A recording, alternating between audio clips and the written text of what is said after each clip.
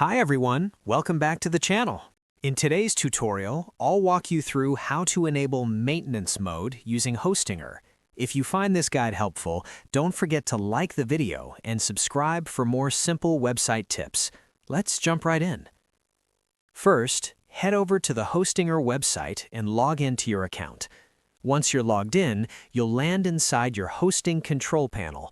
This is where you manage everything related to your websites, domains, and hosting plans. Look for the option that gives you access to your WordPress admin panel, usually labeled WP Admin. Click it to enter your WordPress dashboard.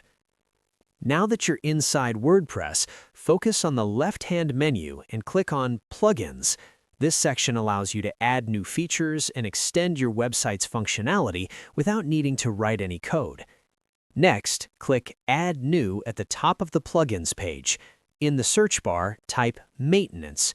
You'll see several maintenance mode plugins appear in the results. Choose one that fits your needs, then click Install Now.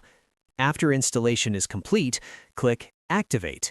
Once activated, the plugin will usually add a new menu item or settings page where you can enable maintenance mode. Simply switch it on, customize your maintenance message if needed, and save your changes.